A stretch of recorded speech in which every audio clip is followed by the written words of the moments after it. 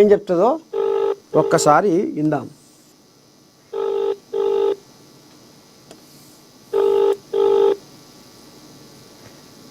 భాగ్యనగర్ టీఎన్జిఓకు దక్కాల్సిన భూమిపై కన్ను, గుట్టు చప్పుడు కాకుండా బసవతారక నగర్ ఖాళీ, గుడిసెవాసులను బలవంతంగా వెళ్ళగొడుతున్న వైనం, తీగలాగితే బయటపడిన 90 ఎకరాల భూదందా, తెర వెనుక బిగ్ బ్రదర్సు, కొందరు కాంగ్రెసు నేతలు. 10 ఏళ్ళు ఆ భూమిని కాపాడిన కేసీఆర్ పెద్ద మనిషి కాపాడిండాట. ఇప్పుడు వీళ్ళు మింగ చూస్తుర్రాట. బిగ్ భూదందా అని రాసుకొచ్చారు నమస్తే తెలంగాణలో. వరకు కాంగ్రెస్ వాళ్ళని అడుగుదామంటే ఒకరు ఫోన్లు ఎత్తలేరేమే. ఓ అమ్మా, బీర్లైలు ఏం తీసుకుందాం ఏమంటాడు. ప్రభుత్వ విప్పు ఆలేరు ఎమ్మెల్యే ఈ పెద్ద మనిషి ఫోను బిజీనే వస్తుంది. ఇట్లా అయిపోయాయి కదా.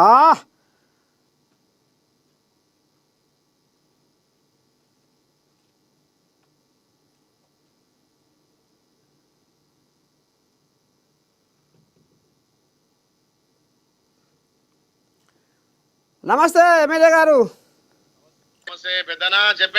అన్నా మీరు మార్నింగ్ న్యూస్ లైవ్ లో ఉన్నారు. ఇప్పుడు నమస్తే తెలంగాణ పేపర్లో ఏం రాసుకొచ్చింది అయ్యా అంటే 9,000 కోట్ల బిగ్ భూదందా, గోపనపల్లిలో 90 ఎకరాలకు సర్కారు పెద్దల ఎసరు. ఇక మరి ఏంది ఆ కథ? ఆ భూమి 90 ఎకరాలు, అక్కడ ఎకరం 100 కోట్లు అంటే ఇక ఆ భూదందా విలువ అక్షర 9,000 కోట్లు. మరి గిట్లా ఈ రకంగా ఏమంటున్నా పచ్చకామెరలోనికి లోకం అంతా పచ్చగా నచ్చినట్టు వానికి అంతా పచ్చగా వస్తుంది. వాడు మొత్తం అప్పుడున్న 10 ఏళ్లలో బీఆర్ఎస్ పాలన మొత్తం భూదంద చేశారు. కాబట్టి ఇప్పుడు మేము ప్రజాపాలన ద్వారా ఇన్ని సంక్షేమాలు అందిస్తుంటే మమ్మల్ని మా గౌరవ ముఖ్యమంత్రి మా ప్రభుత్వాన్ని బదనాం చేయడానికి భూదందాని, ఈ దందాని, బనకచెర్లని వాని పాపాలని మాకు గట్టి మేమేదో పాపం చేసినట్టుగా వాడు చేస్తుండే తప్ప మేము ప్రజాపాలన అందిస్తున్నాం, మేము ఇచ్చినటువంటి హామీలు అమలు చేస్తున్నాం.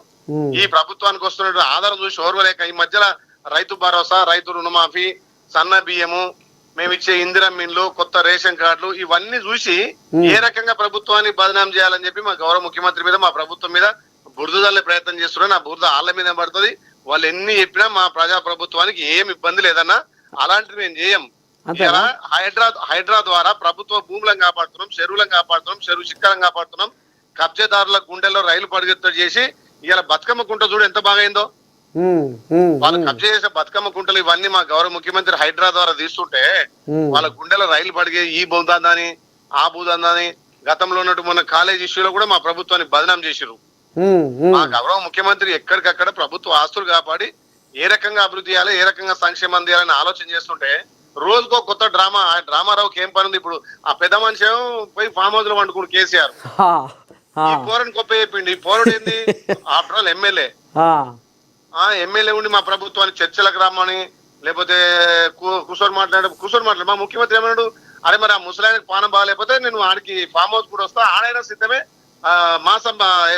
మాకు అసెంబ్లీ పెడదామని చెప్పిండు. ఈ పోడేమో చర్చకు రా అంటే ఈ పోరంతో చర్చకు వస్తాడు మా ముఖ్యమంత్రి.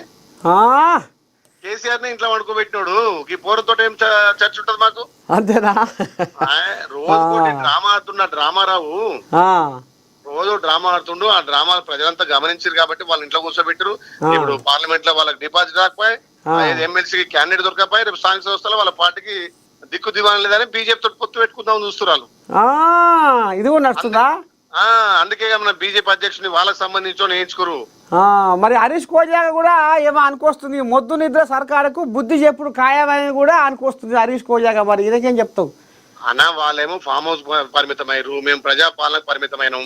మేము ప్రజాపాలన చేసి మా గౌరవ ముఖ్యమంత్రి ఒక్క రోజున ఇంట్లో వండుకుంటుండా? అవు ఢిల్లీకి పోతున్నాడు, పెద్దలను కలుస్తున్నాడు, ఢిల్లీ నుంచి తెలంగాణకు రావాల్సిన నిధులు తీసుకొస్తున్నాడు, విదేశీ పర్యటన చేసి విదేశీ పెట్టుబడులను తీసుకొచ్చి తెలంగాణ అభివృద్ధి చేస్తున్నాడు. 24 గంటలు ఏది సెక్రటరియట్ పోతుండు, ప్రజాభవన్ పోతున్నాము. ప్రతిసారి మా ఉత్తమ నీళ్ల మీద ఏది పవర్ ప్రాజెక్ట్ పెట్టిండు, మన గోదావరి మీద పెట్టిండు, మన కృష్ణా జలాల మీద పెట్టిండు. వాళ్ళు ఎట్లా దోసుకున్నారు, ఎట్లా తెలంగాణ నీళ్ళన్ని ఆంధ్రాకి అప్పనంగా రాయలసీమ పోయి రోజమ్మ పెట్టినట్టు ఈ రొయ్యల పులుసు తినొచ్చి రాయలసీమను రతనాల సీమ చేస్తా అని చెప్పి కేసీఆర్ అన్న మాటలు జగన్ గారిని ఇంటికి పిలిచి విందు భోజనాలు ఇచ్చి మన నీళ్ళన్ని తెలంగాణ నీళ్ళన్ని ఆంధ్రకు పంపిన చరిత్ర మర్చిపోయింట కేసీఆర్. హరీష్ రావు కట్టిండు ఏది కుర్చేసుకొని కట్టినా అని చెప్పి కేసీఆర్ నేనే ఇంజనీర్ నేనే అన్ని అని చెప్పి కట్టిన కాళేశ్వరం కూలిపోయినా గానీ ఇవాళ మన కాంగ్రెస్ కట్టిన ప్రాజెక్టులతోటి ఇంత పంట పండుతుంది, ఇంత ఆయకట్టు నీళ్ళు అందియగలుగుతున్నాం. అదే ఇప్పుడు ఈ నమస్తే తెలంగాణ పేపర్లు రాసుకొచ్చింది అంతా ఉత్తబాగోతమే అంటవా ఇదంతగా? నమస్తే తెలంగాణ వాళ్ళ సొంత పేపర్ కదన్నా, వాళ్ళ గుమస్తా పేపరు. అదే మరి జనాలకు తెలవాలి కదా రైతులకు. మన ప్రభుత్వం మీద బురద చల్లడానికి ఒక పేపర్ పెట్టుకురు, టీ న్యూస్ అని నమస్తే తెలంగాణ పేపర్ అని వాళ్ళు సొంతం పెట్టుకురు. వాళ్ళు మన ప్రభుత్వం మీద బురద చల్లాలని రాస్తారు, కానీ వాళ్ళు ఎన్ని రాస్తారో ప్రజలు గమనించాలి కదన్నా, చదివేది ప్రజలు కదా. పేపర్ల ద్వారా ఓట్లు పడే కదా, టీవీల మీడియా ద్వారా ఓట్లు పడే కదా. ప్రజల మనసులలో కాంగ్రెస్ పార్టీ ఉంది. ఏ ఊరు పోయినా ఇందిరా మిల్లు కానొస్తున్నాయి, ఏ ఇంటికి పోయినా రేషన్ కార్డు కానొస్తుంది, ఏ ఇంటికి పోయినా కాంగ్రెస్ ఇచ్చేటువంటి సన్న బియ్యం కానొస్తున్నాయి, ఏ ఇంటికి పోయినా కాంగ్రెస్ ఇచ్చేటువంటి పథకాలు కానొస్తున్నాయి. దీని చూసి ప్రజలు అడ్జేస్తారు తప్ప ఈ టీవీలలో వచ్చేది సొంత పేపర్లు వచ్చేది నమస్తే తెలంగాణ ఆ గుమస్తా తెలంగాణ పేపర్ చూసి ఎవరు ఓట్లేరు కదన్నా. అందుకే ప్రజాపాలన మా గౌరవ ముఖ్యమంత్రి మా మంత్రులు మంచిగా అందిస్తున్నారు. మేము ఇచ్చినటువంటి అభయస్థం 6 గ్యారెంటీలు ఇంప్లిమెంట్ చేస్తున్నాం. వాళ్ళు 10 ఏళ్ళు ఇయ్యనటువంటి ఇందిరా మిల్లు ఇస్తున్నాం, 10 ఏళ్ళు ఇయ్యనటువంటి రేషన్ కార్డులు ఇస్తున్నాం. వాళ్ళు 1 లక్ష రూపాయలు రుణమాఫీ ఇవ్వాలంటే గడబిడ పడ్డరు. మేము 1 లక్ష రూపాయలు కాదు 2 లక్షలు ఇచ్చిన హామీ మేరకు ఖచ్చితంగా 2 లక్షలు 22,000 కోట్లు 25 లక్షల మంది రైతులకు తెలంగాణలో రుణమాఫీ ఏకకాలంలో చేసినాం. చరిత్ర చూడన్నా 9 రోజుల్లో 9,000 కోట్లు ఖర్చు పెట్టే చరిత్ర ఉందా ఏ రాష్ట్రంలో? భారతదేశంలో ఉన్నటువంటి ఇన్ని రాష్ట్రాలలో 9 రోజులలో 9,000 కోట్లు రైతు భరోసా ఇచ్చింది కాంగ్రెస్ పార్టీ గౌరవ ముఖ్యమంత్రి రేవంత్ రెడ్డి గారు. అంటే అది అంతా ఇప్పుడు రుణమాఫీ కానీ రైతు భరోసా కానీ ఇంకా పూర్తి స్థాయిలో కాలేదనేది కూడా మరి బీఆర్ఎస్ కోళ్ళ లెంకలు కొడుతున్నాయి. అంటే కొన్ని టెక్నికల్ ఇష్యూల వల్ల కానీ 2 లక్షల పైన ఉన్న వాళ్ళకి కానీ వాళ్ళకి ఏమన్నా అయి ఉంటే వాళ్ళ కొంత ఆగిన మాట వాస్తవం. 2 లక్షల పైబడి ఉన్న వాళ్ళకు కొంత అకౌంట్ మ్యాచ్ మ్యాచ్. ఇప్పుడు గతంలో ఏముండంటే ఏపీవీబీజీ బ్యాంక్ ఉండే, గ్రామీణ వికాస్ బ్యాంక్ అని ఉండే, అది ఇప్పుడు తెలంగాణ వికాస్ బ్యాంక్ అయింది కదా. అయితే అప్పుడు ఐఎఫ్ఎస్ కోడ్ తేయడం వల్ల కొంత గ్రామీణ వికాస్ బ్యాంక్ వాళ్ళకు ఏపీవీజీ బ్యాంక్ వాళ్ళకు రుణమాఫీ కాలేదు. కొన్ని టెక్నికల్ పాయింట్స్ వల్ల కొంతమందికి అంటే 0.1% వాళ్ళకి కాలేదు.